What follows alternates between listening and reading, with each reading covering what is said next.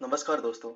आज हम movie explain करेंगे perfume story of A murderer, जो कि फ्रांस में 18वीं सदी में जन्मे एक अनाथ बच्चे के जीवन के ऊपर आधारित है, जिसमें एक सुपर नेचुरल पावर है और यही सुपर नेचुरल पावर उसकी बर्बादी का सबब बनती है। और वो सुपर नेचुरल पावर थी उसके सूंघने की शक्ति, जो कि शायद दुनिया में किसी के पास नहीं। और अपने अंदर इसी अद्भुत शक्ति की वजह से वो एक ऐसा परफ्यूम बनाना चाहता था जो दुनिया में कोई नहीं बना पाया, और अंत में वो इसमें कामयाब भी होता है। फिल्म की शुरुआत में एक युवक को जंजीरों में जकड़े हुए देखते हैं, जो काफी घायल अवस्था में है। सिपाही उसको घसीटते हुए वहां से बाहर ले जाते हैं, जहाँ हजारों लोग उसे देखकर चीख रहे होते हैं, जैसे उसके खून के प्यासे हो। वो चीख चीख कर कहते हैं, इसे मार डालो, इसे हमारे हवाले कर दो। वही कोर्ट अपना फैसला सुनाती है कि इसे 2 दिन बाद मौत की सजा दी जाएगी और 2 दिन तक इसे गर्म लोहे के सलाखों से पीटा जाएगा, और तब तक पीटा जाएगा जब तक इसकी हड्डियां ना टूट जाएं और जब तक ये दर्द की वजह से बेहोश ना हो जाए, ताकि उसे दर्दनाक मौत के लिए तैयार किया जा सके और उसकी मौत सदियों तक याद रखी जाए। जिसे मौत की सजा सुनाई जा रही है, इस युवक का नाम जॉन है, और ये घटना 18वीं शताब्दी में फ्रांस की एक शहर की है। जॉन आज मौत की कगार पर है, और इसकी वजह उसका अतीत है, जिसने आज उसे मौत के दरवाजे पर लाकर खड़ा कर दिया। अगले सीन में एक फिश मार्केट को दिखाते हैं, जहाँ हर तरफ मछलियां और कटे हुए जानवरों की बदबू आ रही थी। वहीं एक प्रेग्नेंट औरत अपने बच्चे को जन्म दे रही थी। उसने इससे पहले भी 4 बच्चों को जन्म दिया था, जो मरे हुए पैदा हुए थे, और इसको भी मरा हुआ समझकर वो लात मारकर इसे दूर फेंक देती है और खुद वहां से भाग जाती है। लेकिन फिश और जानवरों की बदबू सुनकर वो बच्चा रोने लगता है, और उसे रोता देख वहां के स्थानीय लोग उसे देख लेते हैं और उसकी माँ को पकड़ लेते हैं। बच्चे की हत्या की कोशिश के जुर्म में उसकी माँ को मौत की सजा हो जाती है। उसके बाद उस बच्चे को एक अनाथ आश्रम में भेज दिया जाता है, जहाँ उसका नाम जॉन रखा जाता है। क्योंकि उसकी माँ एक बूचड़ खाने में काम करती थी, इसलिए सूंघने की शक्ति जॉन को जन्मजात मिली थी।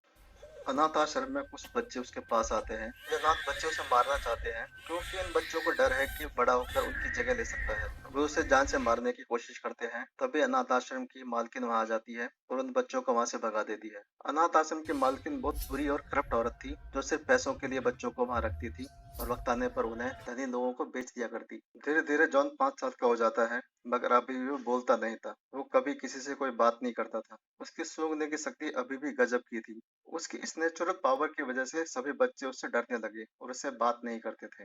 लेकिन जॉन समझ गया था कि ये सूंघने की शक्ति उसके लिए ईश्वर का वरदान है। धीरे धीरे जॉन बड़ा हो जाता है, लेकिन अभी भी वो बोलता नहीं था और ना ही कभी किसी से बात करता था। या यूं कहूँ कि उसे कभी बात करने की जरूरत ही नहीं पड़ी, क्योंकि वो अपनी सूंघने की शक्ति से ही अपने आसपास के वातावरण से कम्युनिकेट कर लेता था। एक दिन जॉन की मालकिन उसे एक आदमी को बेच देती है, जो कि मरे हुए जानवरों की खाल निकालने का काम करता था। जैसे ही उसकी मालकिन ने उसे बेचा, वो पैसे गिन रही होती है, कभी कुछ लुटेरे आकर उसके पैसे छीन लेते हैं और उसकी हत्या कर देते हैं। यहाँ हमें एक बात का एहसास होता है, जॉन जिस भी शख्स से दूर होता है उसकी मौत हो जाती है। पहले उसकी माँ ने उसे दूर किया और उसकी माँ को फांसी हो गई। अब यहाँ उसकी मालकिन ने उसे बेच दिया और आज उसकी मौत हो गई। जॉन जिस जगह पर काम करता था, वहाँ मरे हुए जानवरों की खाल निकालने का काम होता था, जहाँ मरे हुए जानवरों की बदबू और गंदगी इतनी ज्यादा है कि वहाँ कोई 5 साल से ज्यादा जिंदा रह ही नहीं पाया। मगर जॉन को ये शक्ति जन्मजात मिली है, और इसी वजह से वो इतनी बदबू और गंदगी में भी वो इतनी सहजता से काम कर लेता है। जॉन कई सालों तक उस बदबूदार जगह पर मरे हुए जानवरों की खाल निकालने का काम करता है, और इसी तरह वो जवान हो जाता है। एक दिन उसका मालिक उसे जानवरों की खाल की सप्लाई करने के लिए बाहर भेजता है। तब उसे पहली बार एहसास होता है कि इस बदबूदार जिंदगी से अलग भी कोई हसीन दुनिया है, जहाँ की खूबसूरती उसे सम्मोहित करने लगती है। उस कारखाने से बाहर निकलने के बाद पहली बार उसे खुशबू का एहसास होता है। वो हर चीज को सूंघकर महसूस करने की कोशिश करता है और उसका आनंद लेता है, और इसी तरह सूंघते हुए उसे एक अलग तरह की खुशबू का एहसास हुआ, और वो उस खुशबू की तरफ खींचता चला गया। और वो थी एक परफ्यूम की दुकान, जहाँ से उसे अद्भुत तरह की खुशबू आ रही थी, और वहां जाकर उसे पहली बार खुशबू और बदबू का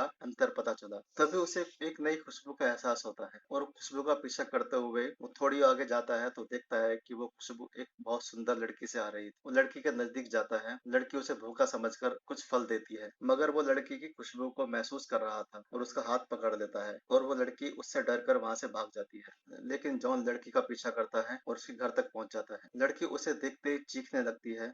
जॉन अपने हाथों से उसका मुंह बंद कर देता है और उसे घसीटकर पीछे ले जाता है ताकि उसकी आवाज कोई और ना सुन सके। लेकिन इसी दौरान दम घुटने से उस लड़की की मौत हो जाती है। वो ये देखकर हैरान रह जाता है, अब उस लड़की के मुर्दा शरीर से कोई खुशबू नहीं आ रही थी। जॉन की इस सनक की वजह से उस लड़की की मौत हो जाती है। लेकिन उस दिन जॉन को यह एहसास होता है कि दुनिया की हर खुशबू विशेष है और उसे बचा कर रखना होगा। उस समय पेरिस परफ्यूम के लिए पूरी दुनिया भर में मशहूर था। वहाँ बहुत लोग थे जो परफ्यूम बनाते थे और उन्हीं में से एक था बाल्दीनी, जिसका कभी पहले बहुत बड़ा कारोबार था। लेकिन शहर में धीरे धीरे और परफ्यूम के व्यापारी आने की वजह से उसका कारोबार अब लगभग ठप हो चुका था। एक दिन बाल्दीनी का असिस्टेंट शहर के मशहूर परफ्यूम मेकर का सैंपल लेकर बाल्दीनी के पास आता है और उसे टेस्ट करने के लिए बोलता है, मगर बाल्दीनी ऐसा करने से इनकार कर देता है क्योंकि वो एक अपना अलग तरह का परफ्यूम बनाना चाहता था, इसीलिए वो इस परफ्यूम को टेस्ट करने से मना कर देता है। लेकिन असिस्टेंट के जाने के बाद बाल्दीनी उस परफ्यूम को सूंघता है, लेकिन काफी कोशिश करने के बाद भी उस परफ्यूम में शामिल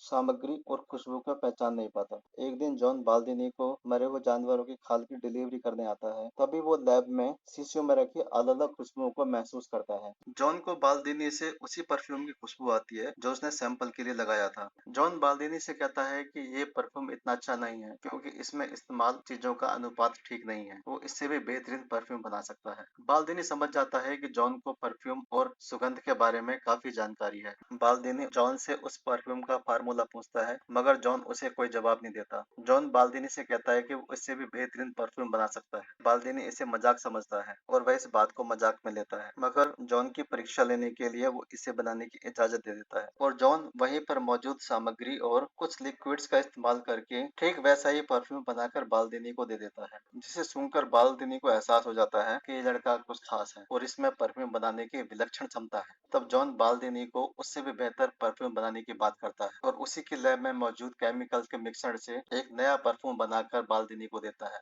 बाल्दीनी उसे टेस्ट किए बगैर ही जॉन को वहां से जाने के लिए कह देता है और जॉन के जाने के बाद बाल्दीनी उस परफ्यूम को स्मेल करता है, जिसे सूंघकर उसे जन्नत का एहसास होता है और कुछ देर के लिए ख्वाबों की दुनिया में पहुंच जाता है और उसे अपनी वाइफ का एहसास होता है जिससे वो बेहद मोहब्बत करता था। अगले दिन बाल्दीनी जॉन को उसके मालिक से खरीद लेता है और जैसे ही जॉन वहां से जाता है उसका मालिक शराब के नशे में नहर में गिर जाता है और उसकी मौत हो जाती है। अब जॉन बाल्दीनी के लिए काम करता था। बाल्दीनी उसे परफ्यूम बनाने का तरीका बताता है। अब जॉन बाल्दीनी के लिए कुछ हटके और स्पेशल परफ्यूम बनाता था, जिससे बाल्दीनी का व्यापार काफी बढ़ जाता है और दूर दूर से ग्राहक उससे परफ्यूम खरीदने के लिए आने लगते हैं। अब बाल्दीनी का व्यापार भी काफी बढ़ गया था। अब बाल्दीनी जॉन को परफ्यूम बनाने के प्रोफेशनल तरीके बताता है। बाल्दीनी जॉन को बताता है कि हर परफ्यूम के 3-3 सेट होते हैं और हर सेट के 4 फ्लेवर होते हैं, यानी टोटल 12 फ्लेवर, और इन 12 खुशबुओं को हर इंसान आसानी से पहचान सकता है। और इन सब से हटकर अगर कोई भी इंसान 13वीं खुशबू बना ले तो दुनिया का कोई भी इंसान इस परफ्यूम की तोड़ नहीं निकाल सकता। वो जॉन को बताता है कि हजारों साल पहले एक बहुत बड़े परफ्यूमर ने बेहद शानदार परफ्यूम बनाया जिसमें उसके 12 फ्लेवर को पहचान लिया गया, मगर 13वें फ्लेवर को आज तक कोई नहीं पहचान पाया और वो राज उसके साथ ही चला गया। अब जॉन के जीवन का सिर्फ एक ही मकसद है, वो दुनिया की हर खुशबू को महसूस करना चाहता है और उसे खुद के लिए सुरक्षित रखना चाहता है, जिसके बदले वो बाल्दीनी से ये प्रॉमिस करता है कि वो उसे दुनिया का सबसे बेहतरीन परफ्यूम बना कर देगा। बाल्दीनी उसको सिखाता है कि कैसे हजारों फूलों को इकट्ठा करके उसे एक बर्तन में डालकर उसे उबाला जाता है और इस प्रोसेस से निकली सिर्फ एक बूंद से किस तरह परफ्यूम बना जाता है और इसी प्रोसेस से वो किसी भी चीज की खुशबू निकाल सकता है। जॉन इसी तरीके से अलग अलग सामग्रियों की खुशबू निकालने की कोशिश करता है। जॉन की परफ्यूम की सनक इतनी ज्यादा होती है कि वो जिंदा जानवरों पे भी अपने एक्सपेरिमेंट करने लगता है। बाल्दीनी उसकी ये सनक देखकर थोड़ा डर जाता है और उसे ये सब करने से मना करता है, लेकिन जॉन शीशा और लोहे से खुशबू नहीं निकाल पाता तो वो गुस्से से अपना आपा खोता है और बेहोश हो जाता है। अब जॉन बीमार था और बाल्दीनी को उसकी फिक्र थी क्योंकि उसी की वजह से उसका डूबा हुआ बिजनेस दोबारा चलने लगा था। जॉन को फ्रांस में एक जगह का पता चला है जिसका नाम ग्रास है। ग्रास परफ्यूम बनाने वालों के लिए जन्नत से कम नहीं है। अब जॉन ग्रास जाना चाहता है। जॉन बाल्दीनी को परफ्यूम बनाने के ढेर सारे फॉर्मूले देता है, जिसके बदले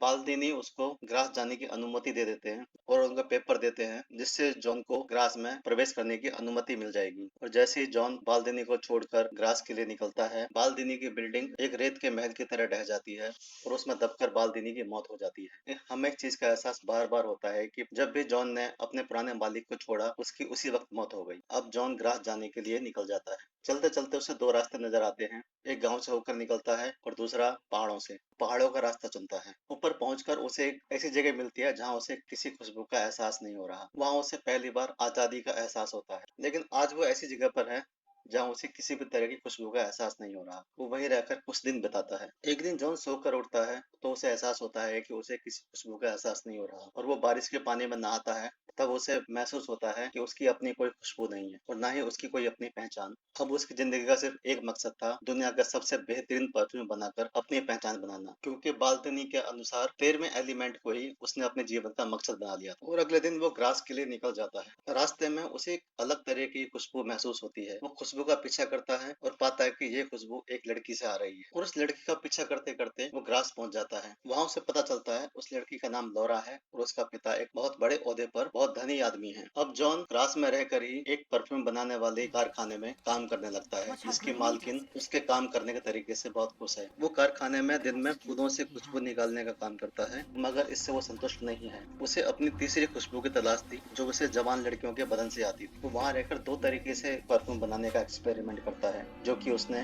बाल्दीनी से सीखा था। पहले तरीके में वो अपने साथ काम करने वाली लड़की को एक बड़े से टैंकर में उबालकर उससे खुशबू निकालने की कोशिश करता है, जिसमें वो कामयाब नहीं हो पाता। तो दूसरे तरीके में वो एक प्रोस्टिट्यूट को पकड़ता है और उसके बाल काट देता है और उसके बदन पर जानवरों की चर्बी का लेप लगा देता है और गीला कपड़ा उसके बदन पर लपेट देता है और उस लड़की की डेड बॉडी से चर्बी का लेप निकालकर उसे बाल्दीनी के तरीके से उबालता है और इस बार वो खुशबू बनाने में कामयाब हो जाता है। और इस परफ्यूम को वो उस प्रोस्टिट्यूट के कुत्ते के ऊपर इस्तेमाल करता है और वो समझ जाता है कि ये परफ्यूम अब परफेक्ट काम कर रहा है। अब जॉन को अपना 12 परफ्यूम का सेट बनाने के लिए लड़कियों की तलाश है। जॉन को लौरा की खुशबू काफी पसंद थी, उससे परफ्यूम बनाना चाहता था। एक रात जॉन लौरा के घर जाता है और वहाँ देखता है लौरा अपनी सहेलियों के साथ खेल रही थी। वो काफी कोशिशों के बाद भी लौरा को पकड़ नहीं पाता, लेकिन बाद में पता चलता है कि लौरा के साथ खेलने वाली दो जुड़वा बहनें लापता है, क्योंकि जॉन उन दोनों बहनों को अपने साथ एक्सपेरिमेंट के लिए ले गया था और रात में उन दोनों बहनों के शरीर से खुशबू निकालता है। अगले दिन ग्रास के सैनिकों को उन दोनों बहनों की लाशें तालाब में तैरती हुई मिलती है। जवान लड़कियों की लाश देखकर ग्रास में दहशत फैल जाती है। अब गांव के लोग अपनी लड़कियों को बाहर भेजने से भी डरते हैं, मगर तमाम पाबंदियों के बावजूद भी जॉन लड़कियों का शिकार करता है और उनके शरीर से खुशबू निकालने का काम जारी रखता है। वो दिन में कारखाने में परफ्यूम बनाने का काम करता था और रात में लड़कियों के शरीर से खुशबू निकालने का काम करता था। धीरे धीरे गांव में 12 लड़कियों की हत्याएं हो जाती हैं और जॉन के लिए 12 परफ्यूम्स का सेट तैयार हो जाता है। मगर जॉन को 13वीं खुशबू की तलाश थी, जो उसे लौरा से मिल सकती थी। और उधर गिरास के लोग लड़कियों की हत्याओं से बहुत परेशान हैं, क्योंकि लड़की के साथ कुछ जबरदस्ती नहीं की जाती, इसलिए उन्हें लगता है कि लड़कियों की हत्या कुछ खास मकसद से की गई है। वो ये सब मिलकर सोचते हैं कि इन जवान खूबसूरत लड़कियों के शरीर से वो क्या निकालने की कोशिश कर रहा है। और एक दिन ग्रास वासियों को खबर मिलती है कि हत्यारे ने आत्मसमर्पण कर दिया, लेकिन लौरा के पिता को इस पर यकीन नहीं था। जब गांव वालों को ये पता चलता है तो वो खुशी में जश्न मनाने लगते हैं, मगर लौरा के पिता चाहते हैं कि लौरा घर के अंदर आए और लौरा को पकड़ने की कोशिश करते हैं, मगर लौरा वहां से भाग जाती है। लेकिन जॉन लौरा को पकड़ने के लिए उसका पीछा करता है, लेकिन जॉन उसे पकड़ पाता है इससे पहले लौरा का बाप वहां आ जाता है और उसे अपने साथ ले जाता है। उसी रात जॉन लौरा के घर आता है और जैसे ही जॉन लौरा को मारने वाला होता है, लौरा की आंखें खुल जाती हैं और जॉन को देखकर लौरा चीखने लगती है, जिससे उसके पिता की आंखें खुल जाती हैं और उस वक्त जॉन वहां से भाग जाता है। अगले दिन लौरा का पिता उसे लेकर शहर छोड़ देता है।